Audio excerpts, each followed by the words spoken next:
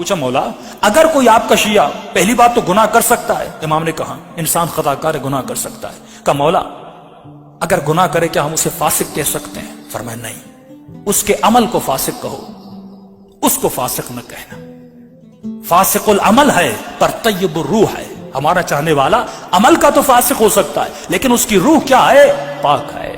کہنے لگا مولا کیسے پتا چلے وہ آپ کا حقیقی شیعہ ہے؟ فرمایا اگر گناہ کرنے کے بعد اس کے چہرے پہ ندامت کو دیکھو، پشیمانی کو دیکھو تو سمجھ جانا ہمارا ہے، لیکن اگر گناہ کرنے کے بعد گناہ کی لذت اس کے وجود میں باقی رہے۔ کسی نے پوچھا مولا توبہ کب قبول ہوتی ہے؟ امام نے فرمایا تمہاری توبہ تب قبول ہوگی جب تو توبہ کرنے بیٹھے، فار ایگزامپل دعائے کمیل میں توبہ کرنے بیٹھے، جس گناہ سے توبہ کر رہا ہے اگر اس گناہ کی لذت تمہارے وجود میں باقی ہے تو سمجھ جانا تمہاری توبہ قبول نہیں ہوئی۔ جب تک اس گناہ کی نفرت تمہارے دل میں نہیں آتی فرمایا تب تک تمہاری توبہ قبول نہیں ہوتی۔ تو پہلی نشانی فرمایا اگر گناہ کرے تو پشیمانی اس کے وجود میں ہو، جب تک پشیمانی نہیں ہے فرمایا تب تک یہ ہمارا شیعہ نہیں ہے اور مقابلے میں آ سکتا ہے۔ دوسری چیز معصوم فرماتے ہیں فرمایا کچھ ایسی عادتیں، کچھ ایسے گناہ انسان کے وجود میں ہوتے ہیں جو گناہ ان کو اولیاء خدا سے دور کر دیتے ہیں۔ یہ گناہ ایک ایسی کثافت ہے، ایک ایسی نجاست ہے جو لوگوں کو اہل بیت سے دور کرتی تھی۔ یعنی جس طرح میگنیٹ ہوتا ہے، اگر آپ کے وجود میں گناہ ہے، قرآن کہتا ہے انما یرید اللہ لیذھب عنکم الرجس اہل البیت ویطہرکم تطہیرا، کہ اہل بیت کو ہر طرح کی رجس اور نجاست سے دور کیا۔ اگر نجاست میرے وجود میں آئے، اگر جھوٹ کی نجاست میرے وجود میں آئے، اگر بغض و نفاق و حجب و حیا و اپنا ریاست کی طلبی کی نجاست میرے وجود میں آئے تو فرمائے کبھی بھی تو اہل بیت کے قریب نہیں جا سکتا، کیونکہ جب تک نجاستوں کو دور نہیں کرتا تب تک اہل بیت کے قریب نہیں جاتا، جب تک اپنے وجود میں طہارت کو نہیں لاتا تب تک اہل بیت کے قریب نہیں جا سکتا۔ موسم پہ پہلی نشانی فرماتے اگر گناہ کرے تو گناہ سے توبہ کرے۔ دوسری نشانی فرماتے ہیں کچھ ایسے گناہ ہیں جن کی توبہ تو ہو سکتی ہے لیکن ایک ایسا گناہ ہے اگر انسان کے وجود میں ہو انسان اہل بیت کا دشمن بن جاتا ہے۔ مولا یہ کون سا گناہ ہے؟ فرمایا یہ گناہ لقمہ حرام کا گناہ ہے۔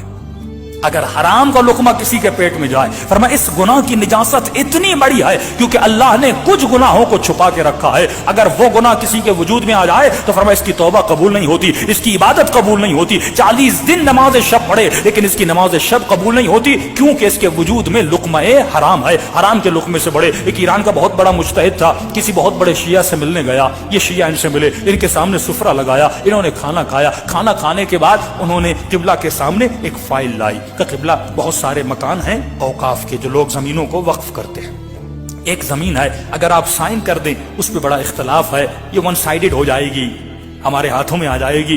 یہ سمجھ گئے یہ کھانا کھانا نہیں تھا، یہ رشوت کا کھانا تھا۔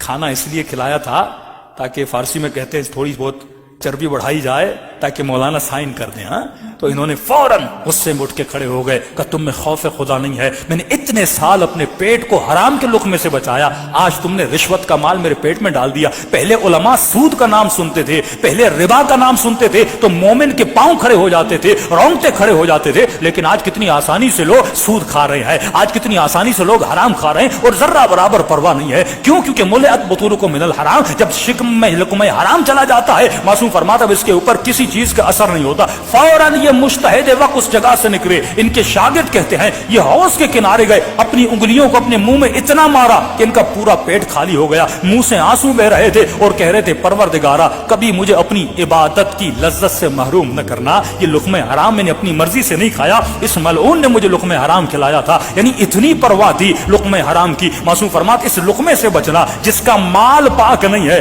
ہمارے مال کو پاک کرنے کے لیے کہا خمس دو، ہمارے مال کو پاک کرنے کے لیے ایسی جاب کو اختیار کرنا، ایسے پیسے کو اپنے گھر میں لانا، ایسی غذا کو اپنے سفرے پہ لانا کہ جب یہ تمہارے بچے اس غذا کو کھائیں، کتنے سال زندگی میں رہو گے لیکن اگر دنیا سے چلے جاؤ گے، اگر حلال کا مال اپنے بچوں کو سفرے پہ نہیں رکھا، کل مر جاؤ گے، یہ بچے اس مال سے کیا کریں گے؟ اگر عیاشی کریں گے، اگر گناہ کریں گے، نقصان کس سے ہوگا؟ تمہیں ہوگا۔ لیکن بچے کی تربیت ایسی کی جیسی حسین ابن علی نے کہی، اگر مر جاؤ گے یہ بچہ ایک بسم اللہ الرحمن الرحیم پڑھے گا، رسول خدا فرماتے ہیں کئی دن سے کئی مہینوں تک اس کا عذاب جہنم ختم ہو جاتا ہے بچے کے ایک بسم اللہ الرحمن الرحیم پڑھنے سے۔ صلوات پڑھے محمد وعلیہ